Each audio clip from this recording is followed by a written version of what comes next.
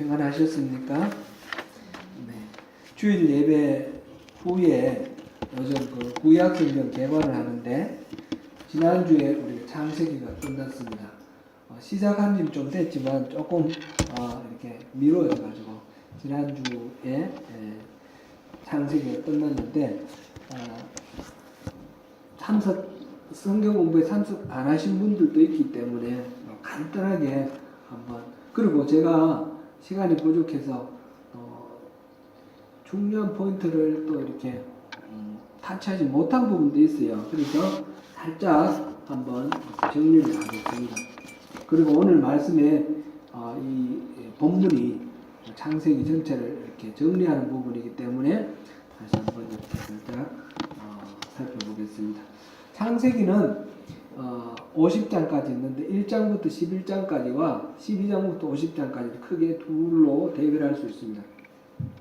앞부분은 4개의 사건으로 이렇게 기록되어 있고 뒷부분은 4명의 족장의 이야기가 기록되어 있다. 이렇게 이해를 하면 되겠습니다.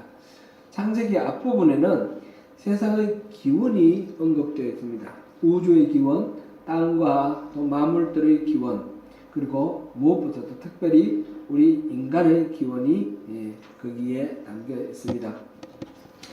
세상 만물은 다 하나님의 뜻에 따라서, 계획에 따라서 하나님의 의도대로 창조되었고 하나님께서는 그것을 보시고 보시기에 좋았더라 라고 평가를 하셨습니다. 하나님이 창조하신 피조물 가운데 하나님의 형상대로 지음받은 피조물은 사람, 인간이 유일합니다. 하나님의 형상대로 지어졌다는 말은 무슨 뜻입니까? 하나님처럼 영존하신다, 불멸 존재다, 그런 뜻인가요? 아니면 전지하거나 전능하다는 뜻인가요? 그런 뜻이 아니겠죠. 필립 야시는 이 하나님의 형상대로 지음받았다 이 말의 의미를 거울로 비유를 해서 말했습니다.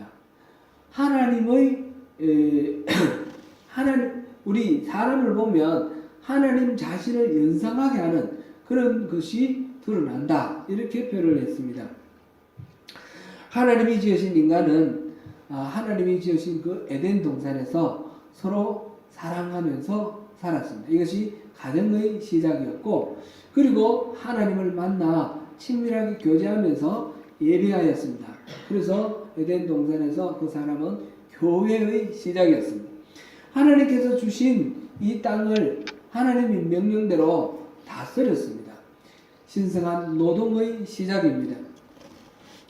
이때 온 세상은 다 사람을 통해서 하나님이 다스리시는 하나님의 나라였습니다.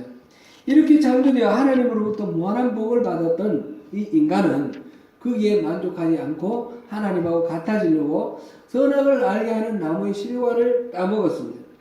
이것이 하나님과 같아지려고 하는, 그래서 더 이상 하나님으로부터 공급받는 은혜와 여러 자원들, 그것을 끊는 그런 결과가 되었고 하나님과 단절이 되었습니다. 이것이 바로 타락입니다. 타락의 결과로 죄가 물밀듯이 세상에 들어왔고 가인이 동생 아벨을 죽임으로써 이렇게 살인이 시작된 그런 것이, 그런 죄가 이렇게 시작이 됩니다. 그리고 사람들은 불순종의 길로 갔고 죄는 점점 강도를 더해갔습니다. 하나님께서는 사랑하는 사람들, 사랑하는 세상들을 그대로 둘 수 없어서 홍수로 그 죄를 심판을 하고 노아와 그 가족들을 통해서 새롭게 창조를 하셨습니다.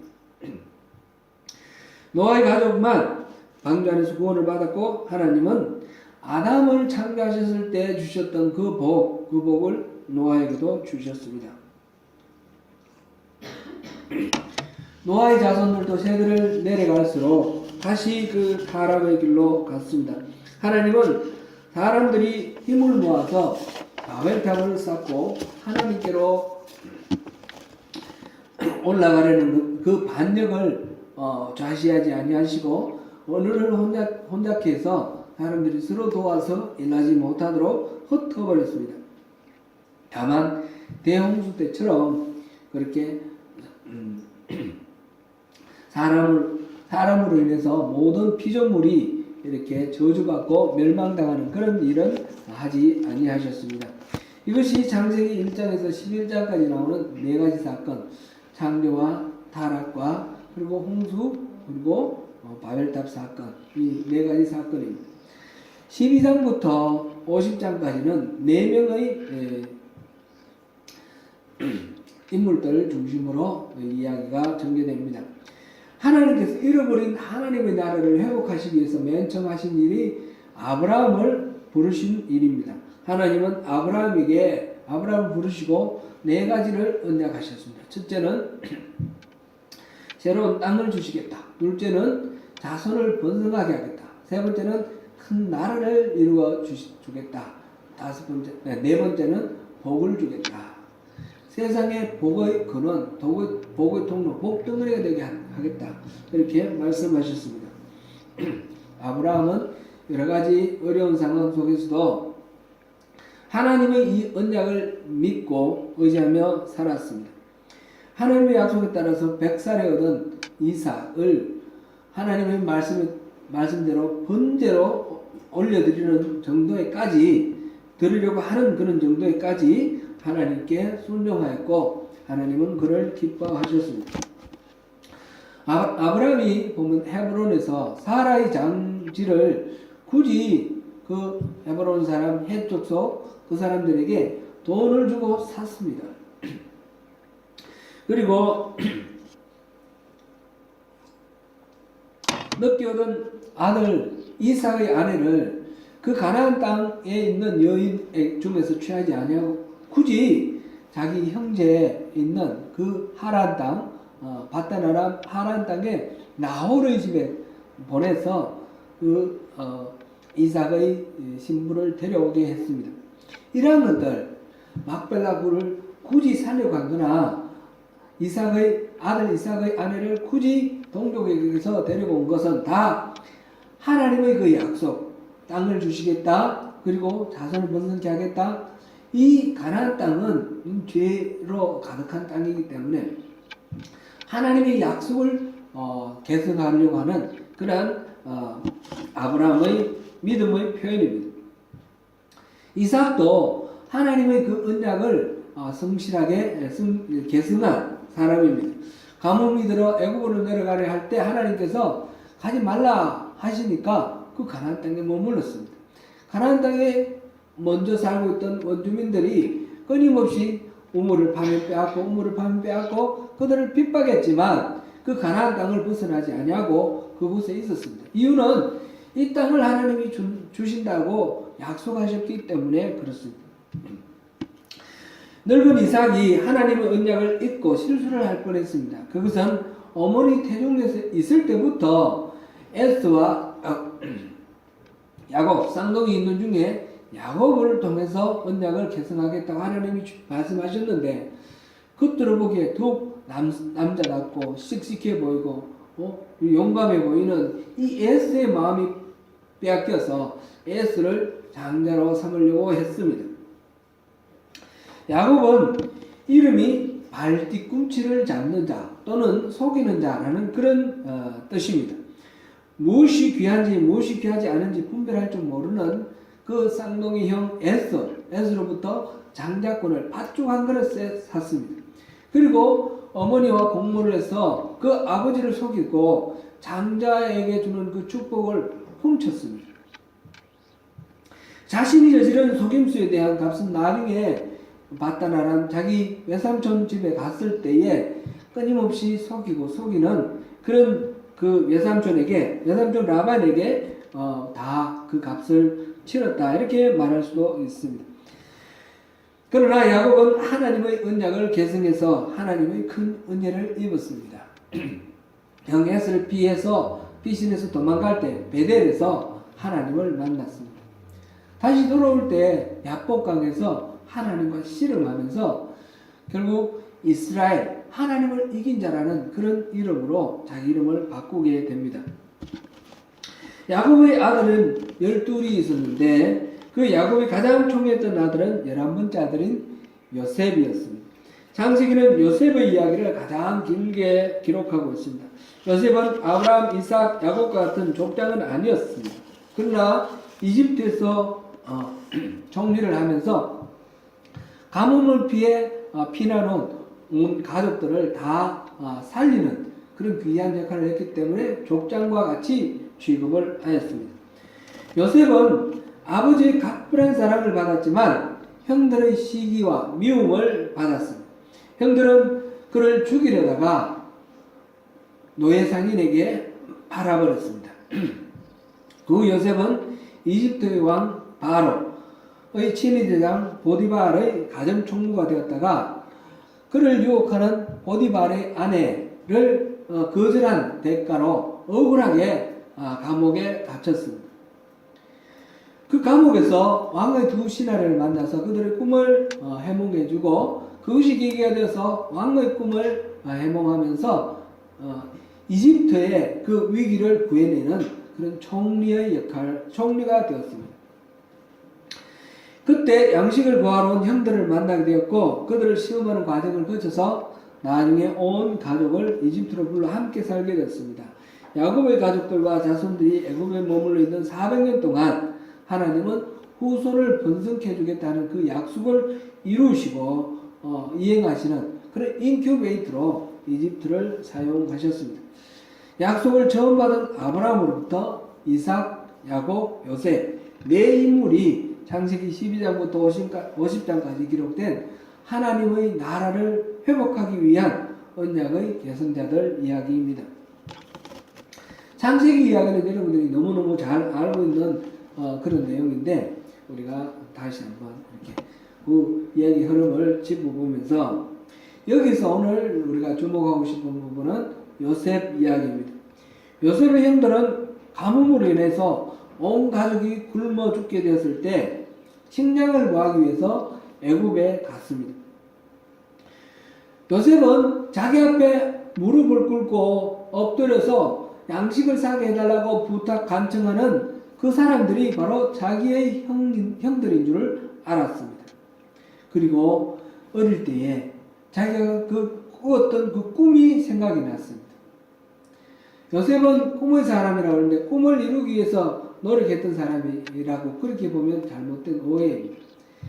하나님 주신 꿈을 하나님의 그 뜻을 그 형들을 바라봤을 때 이게 그거였구나 그렇게 알게 되는 것입니다. 형들인 줄 알게 되었을 때 이 요셉은 모든 권력을 다 갖고 있는 사람이기 때문에 그 형들과 즉시 화해할 수도 있고 신하들을 시켜서 전부 죽여버려라 해서 복수를 할 수도 있었습니다. 그러나 요셉은 그렇게 하지 않고 형들을 다시 돌려보냅니다.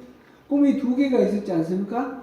첫 번째 꿈이 있었고 첫 번째 꿈은 이루어진 것 같고 두 번째 꿈은 그 부모가 같이 만나는 그런 꿈입니다. 그래서 그 형들을 그냥 보내면서 시험을 합니다.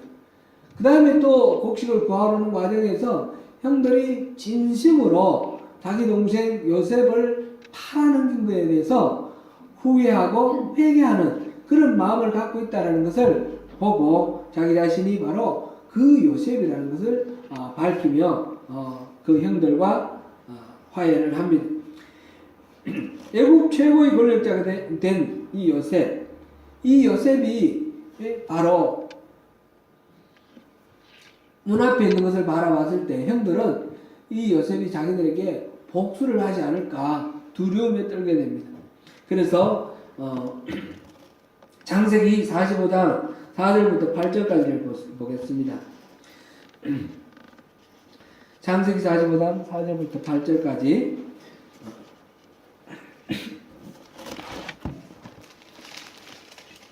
같이 한번 읽어보겠습니다.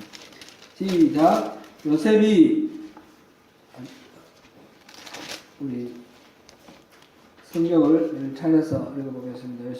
45장 4절부터 8절까지입니다. 시작. 요셉이 형들에게 이르되 내게로 가까이 오소서. 그들이 가까이로 가니 이르되 나는 당신들의 아버지니 당신들의 고백한 자라. 당신들이 나를 이곳에 팔았다고 해서 의심하지 마소서. 한탄하지 마소서. 하나님이 생명을 구원하시려고 나를 당신들보다 먼저 보내셨나이다. 이 땅에 2년 동안 6년이 들었으나 아직 5년은 가까이도 못하고 추수도 못할지라 하나님이 큰 구원으로 당신들의 생명을 보존하고 당신들의 후손을 세상에 주시려고 나를 당신들보다 먼저 보내셨나니 그런즉 나를 이리로 보낸 이는 당신들이 아니요 하나님이시라. 그 온 집의 주로 삼으시며 외국 온 땅의 통치자로 삼으신나이다. 아멘. 실제로 경험한 바는 형들이 자기를 죽이려고 하다가 노예 상인에게 팔아서 자신이 이집트로 끌려와 노예 생활을 한 것입니다. 그러나 요셉은 그렇게 형들이 팔아서 끌려온 그 삶 배후에 하나님이 일하셨다는 것을 깨달았습니다. 사람의 관점에서만 보았다면 피해자인 요셉의 그 원망과 억울함과 그 미움과 복수심이 남았겠지만 요셉은 그와 늘 함께 하셨던 하나님의 관점으로 모든 것들을 보았습니다. 그때 요셉이 노예로 팔려온 것은 야곱 집안의 생존을 위해 하나님이 미리 예비해 놓으신 것이며 오늘 이 성경을 읽는 우리가 보면 바로 이스라엘 민족이 숫자가 자손을 번성케 하겠다는 그 하나님의 약속이 이루어지는 그런 인큐베이터로 삼으셨다는 사실을 알 수 있습니다. 아버지 야곱이 늙어 이 세상을 떠났을 때 그때 일어난 일 오늘 우리가 본문으로 읽었던 50장 15절부터 21절 말씀입니다. 요셉의 형들은 그동안에는 아버지가 있었기 때문에 복수를 하지 않았지만 아버지가 죽었으니 돌아가셨으니 이제 또 동생이 복수하지 않을까 하는 두려움에 빠졌습니다. 그래서 사람을 보내서 아버지 유언이라 하고 내 형들이 내게 악을 행하였을지라도 이제는 그 허물과 죄를 용서하라 하는 말을 했다라고 알려주는 것입니다. 이것이 사실인지 아닌지는 확인이 안 됩니다. 아마 형들이 그렇게 만들어낸 말 같습니다. 그럴 때에 요셉은 그 말을 전가를 듣고 눈물을 흘립니다. 그 형들의 마음이 그 두려워하고 무수하는 그 마음이 이해가 되고 자기의 마음이 온전히 전달되지 못한 것 때문에 눈물을 흘립니다. 형들은 직접 찾아와서 엎드려 무릎을 꿇고 요셉에게 목숨을 구걸을 합니다. 그럴 때에 요셉이 형들에게 말합니다. 두려워 마십시오. 내가 하나님을 대신하겠습니까?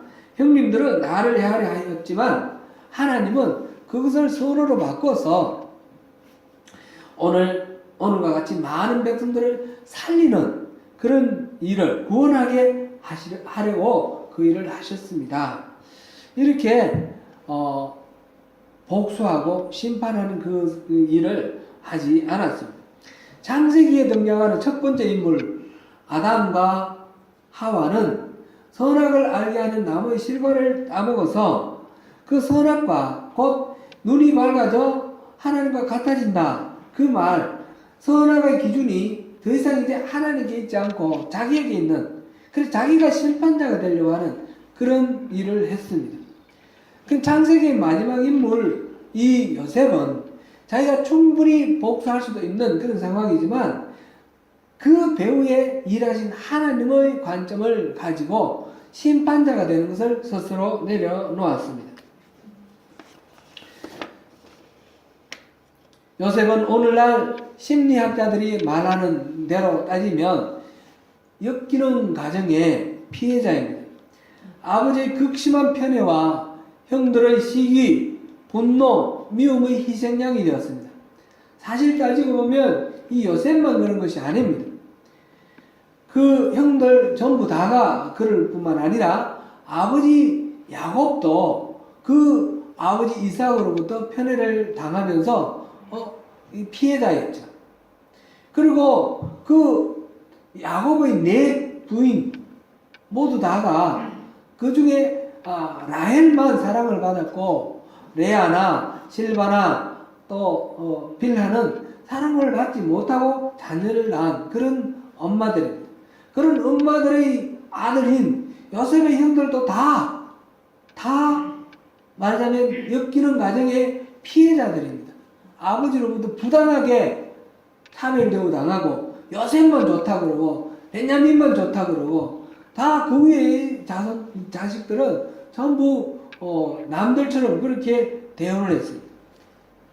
엮이는 가정의 그 피해로 따지면 이들 모두 다가 피해자인데 이렇게 심리학적으로 따져서 피해자의 관점으로만 보면 하나님이 하신 일은 아무것도 없을 것입니다. 그런데 거기에서 요셉도 나오고 거기에서 이 왕족 이스라엘의 왕족인 유다도 나오고 그리고 제사장 지파인 레위도 나오고 12지파 이스라엘의 12지파가 다 나왔습니다. 요셉이 노예 상태에 있을 때에 억울하게 감옥에 가게 되었는데 만약 요셉이 감옥에 가지 않았으면 더 큰 어려움이 있을지도 모릅니다. 감옥에 간 것은 오히려 그 끊임없이 유혹하는 보디발의 아내로부터 보호를 하고자 하는 보디발의 배려였던 것으로 그렇게 이해가 됩니다. 안 그러면 죽여버리죠. 그렇게 감옥에 갔기 때문에 왕의 신하들을 만났고 나중에 왕을 만나고 총리가 되는 그런 계기가 되었습니다. 노예 상태보다도 더 억울한 그런 감옥생 노예가 감옥에 빠지는 그런 더 억울한 그런 고난 끝에 더 큰 고난 바닥인 줄 아는데 지하로 내려간다 그런 말을 요즘 하는데 그렇게까지 더 큰 고난에 빠질 때에 우리가 그것으로 인해서 좌절할 필요는 없을 것입니다.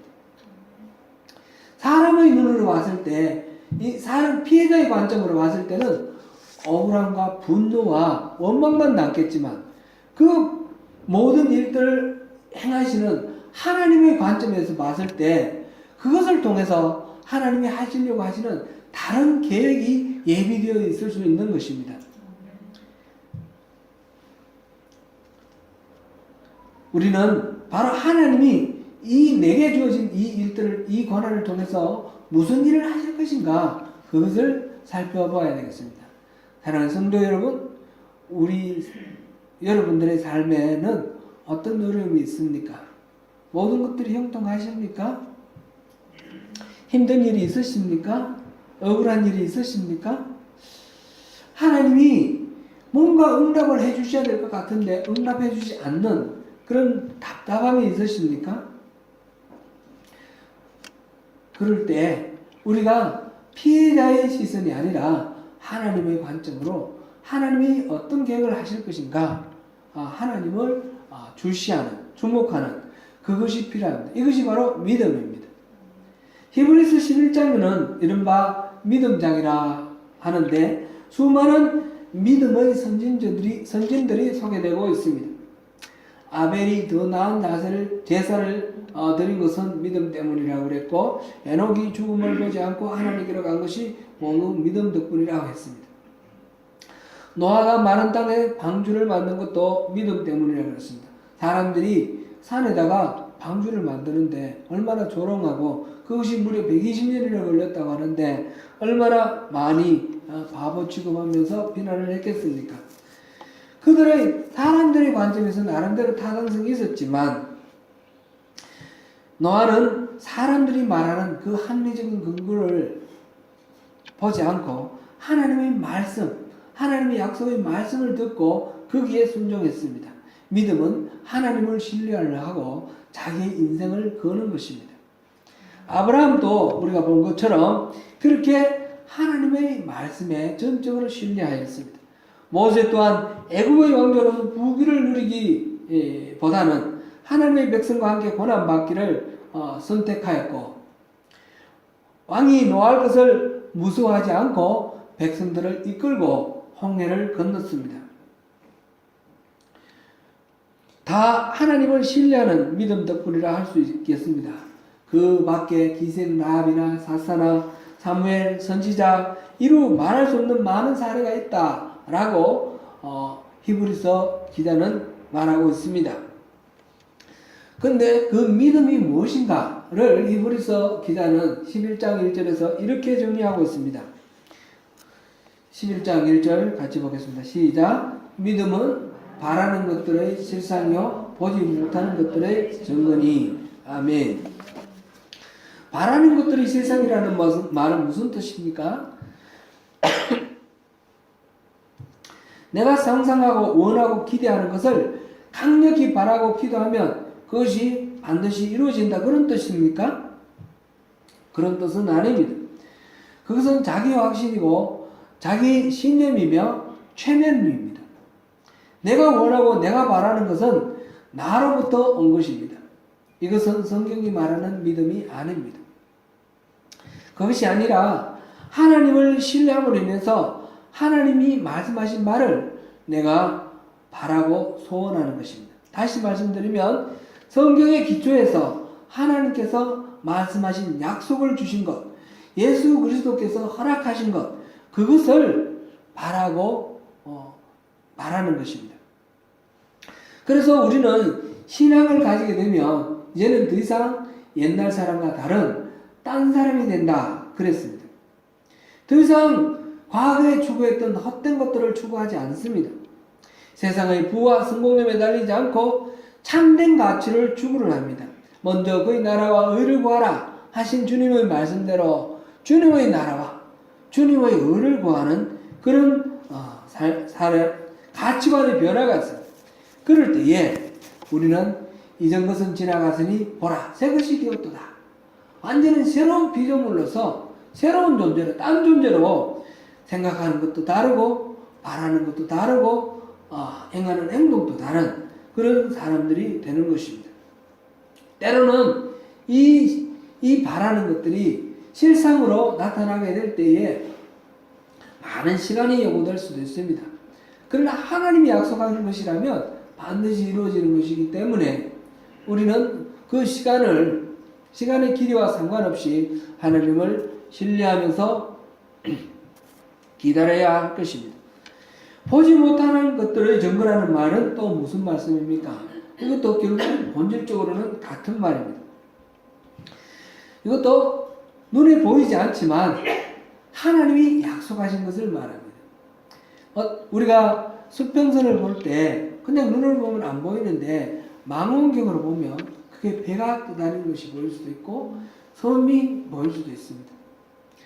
육안으로는 안 보이지만 망원경으로는 보이는 것처럼 우리 우리 세상의 눈으로 봤을 때는 안 보이지만 하나님이 주신 믿음의 눈으로 볼 때 그 확실하게 보이는 그런 하나님의 그 약속의 세상, 그것이 있습니다. 그것이 바로 보지 못하는 것들의 증거라 이렇게 말하였습니다. 바라는 것들의 실상이나 보지 못하는 것들의 증거나 다 마찬가지로 하나님의 신실하심에 근거해서 하나님을 믿고 신뢰하는 것입니다. 오늘 우리 이 찬양 우리 같이 한번 하면서 신실하신 하나님을 우리 한번 높이면 좋겠습니다. 주님 보좌 앞에 나가 우리 한번 찬양하시겠습니다.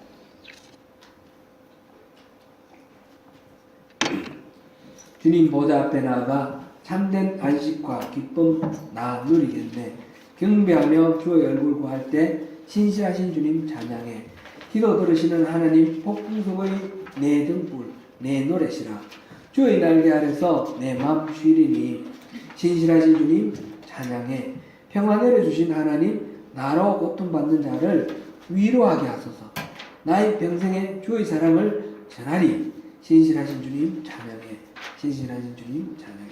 우리 주님 보좌 앞에 나가 함께 찬양하시겠습니다.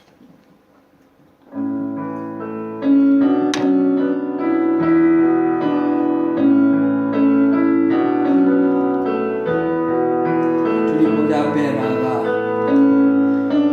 주님 보좌 앞에 나가